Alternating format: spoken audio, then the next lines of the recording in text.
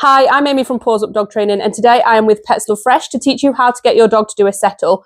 As it's the summer months and people are having barbecues, sometimes our dogs can get a little bit optimistic around certain foods, and it can be quite dangerous for them because there's a lot of foods within human barbecue food that our dogs shouldn't be eating. But as we all probably know, when guests come round, our dogs tend to test their boundaries to see what they can get away with. So having a really nice settle cue and teaching your dog to be able to settle around guests and barbecue food can be a real game changer and lifesaver. So I'm here to teach you how to get this level of settle when people are around and when they've got all sorts of tasty distractions. So the first thing we need to do is to make sure our dog's got a really nice boundary. Now, I personally prefer something that's off the floor for the initial training, but it can be something as simple as like a piece of vet bed, a towel, a blanket. But it really is up to you and what you've got to hand at that time. But as long as it's distinctive from the floor, that is the main thing. So the first thing you need to do is obviously we don't want our dog on the boundary because we need to teach them to get on it. So I'm just going to roll a piece of food away for Stitch to go and grab. And all you're going to do initially is get the food on the dog's nose, lure them onto the boundary, into a nice down if you've got a down. If not, don't worry, you can build that later. And then you're going to feed the boundary itself. Now today we are actually using our Pets Love Fresh food. We've chopped it down into training treat size rewards. So we are using chicken and duck flavour. So again, what you're going to do is once the dog's on the boundary, if they ping back off, you're just going to get the food. So if they was to ping off, you're just going to lure them back on into a down and then reward. And you're going to place a couple of pieces of food and you're going to put it on the bed itself. So the reward comes from the bed or boundary or place, whatever it is that you are using. You're then going to use a piece of food and roll them away. And you're just going to keep repeating that. So feed, feed, feed the boundary. So you're going to repeat that quite a few times so the dog is consistently getting onto the boundary and ideally into a down position. If your dog doesn't know a down, then you need to teach that and then pair the two together, but you can just lure them into a sit or just onto the boundary and reward. But I would still reward the boundary, not to their mouths, because we want the value to come from the boundary that we want them to get onto. After that, once you've done that a few times, you want to see if the dog actually knows that the value is coming from the boundary itself. So you want to see if they can get themselves on there without your physical lure. So you're just going to roll a piece of food away and see if they can pop themselves back on the boundary. Now, if they do, you can reward. Now, as you can see, he went into a down, but as soon as I presented the food, he sat up. So I'm just going to wait for him to go into his DOWN. Yes. As soon as he does, I mark and reward. And as you can see, it's easy for him to ping back up once he's got the food. So we just wait again. So basically what you're teaching your dog is that food comes when they're in a really nice settled position. And as soon as they break that position, the food goes away. Yes. And then you should start to get some duration down. Yes. Yes. Yes. Roll a piece of food away and see if they can do the same again. Yes. If at any point your dog is getting on the boundary but they've lost their down, feel free to help them because this is very early stages of boundary training. It does take a lot and a lot of repetition to get this. So if you need to give them a little helping hand because they've managed to get themselves on the bed, down, down, that's totally okay, because what this is basically just teaching them is that it is the down that we're looking for. So it's important that we can help them out because we don't want frustration to kick in.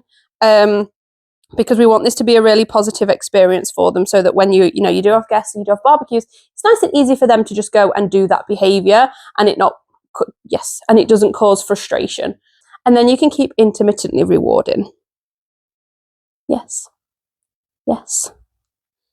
And then once you've practiced that quite a bit, the next thing really is to add in movement, as in movement from you. So starting to create a little bit of distraction by you moving, a little bit of distance whilst they remain on the bed, and therefore a little bit of duration of them staying on there. So you're adding distance, distraction, and duration. Now, I would say that you probably need to be playing this game to get this level of boundary work for a good few days before you move on to this next step, because this is going to be really difficult and it is natural for our dogs to want to follow us. But obviously we need to teach them that staying on the boundary is the most rewarding place that they can be. Now they are on their boundary, we're just going to start to add in movement. So all I'm going to do initially is I'm going to stand up.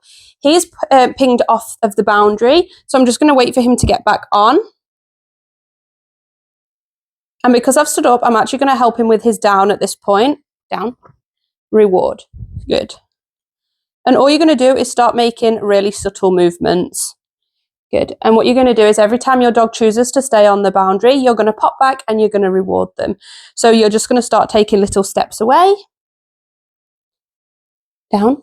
And as you can see, he got up, but he did choose to stay on the boundary. So I'm still actually going to reward that, but I'm going to reward it in the down position, not when he's sat up. So in time, the more he stays in his down, that's where the reward's going to come from.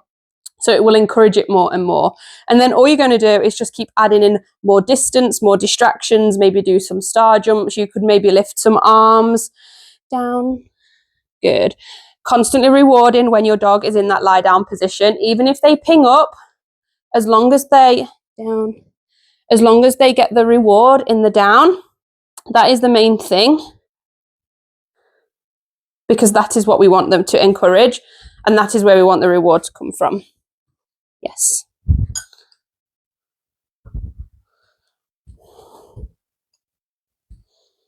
And then hopefully, eventually, they will stay in their down because they know that that is the position they need to be in for the food to be delivered. And you basically just keep your... Yes.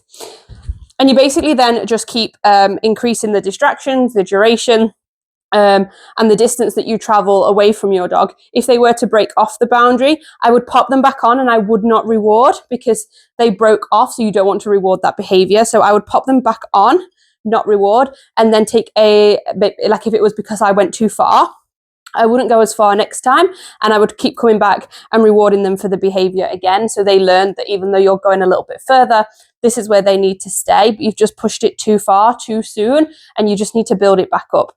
Other ways that you can help with boundary training to teach that the boundary is a really positive place between now and your barbecue would be to maybe give your dog a long-lasting chew on the boundary.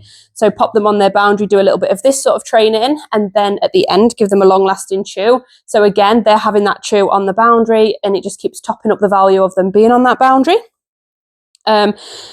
And then again, when you've got guests or, you've got people coming around for a barbecue, you could absolutely give your dog a long-lasting chew on their boundary to give them something to do whilst guests eat, etc., to try and avoid your dog in sort of trying to steal food, if that is something that does happen, or just keep them out of the way, because as I say, barbecues have dangerous food. Obviously, there's lots of heat and gas, which isn't safe for our dogs either. So there's so many benefits to boundary training, especially in these summer months.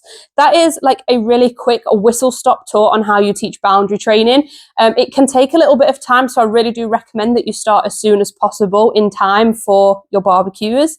And as I say, there's so many more steps to boundary games, but this is just a really quick exercise that you can do that will put value in the boundary, and then you can ask your dog to get on the boundary when people are around. You'll notice that I haven't popped it on cue. You absolutely can if you wish.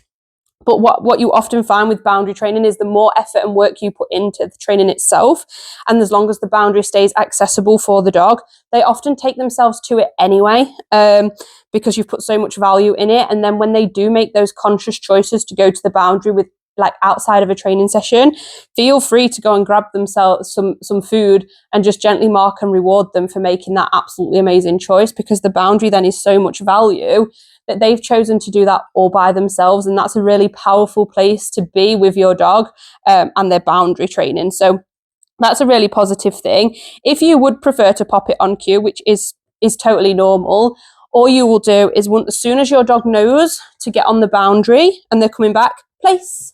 Yes, you can cue it as they're coming back. So as soon as you see them aiming for the place, yes. Wait for them into their final position, good, and reward. So that's how I would do it if you would prefer to pop a cue on. You'll notice I said place, even though this is his bed. Place is just a generic cue for us to mean just get on that, basically. Get on that and stay on that. So feel free to add place into your training if you so wish, but it's not necessarily if you don't want to. If you would prefer it just to be kind of a go-to behavior without needing to be cued, that's absolutely fine. Just train it without. So you've kind of got options, but I really hope, good boy, I really hope that this session was useful for you. As I say, there is more to it, but to get you where you need to be in time for barbecues, then this is absolutely like perfect for what you need. We are using, just to reiterate, that we are using our Pets Love Fresh food. So this is just Stitch's sort of daily food allowance. We are using chicken and duck. And yeah, like it's a great way to give them their food whilst they're skilling up and learning something that's going to be super valuable. Yes, in time for barbecue season, but it's also super valuable for lots of other things. Like if you want to go to the pub because it's warm, if you want to go to a cafe, anything like that, a country park, this is the sort of thing you need, and you can take your boundary with you. So your dog has a really cool, fun place to settle that is very highly rewarded. And you can do this, sort of start this at home and then maybe take it into your garden if that's realistically where, you know, your barbecue is obviously going to be, maybe onto a driveway, onto the street, and just see if you can get your dog to actively target their boundary in these higher distracting environments.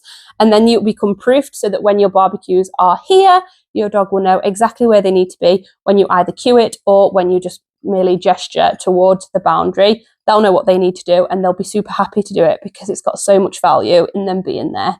So I hope you found this really useful. As I say, enjoy it, have fun. It's really cool to see your dog work through all of this. And of course, if you've got any questions, please do reach out to me directly at Paws Up Dog Training. You can find us on Facebook, or my website is www.pawsup.uk.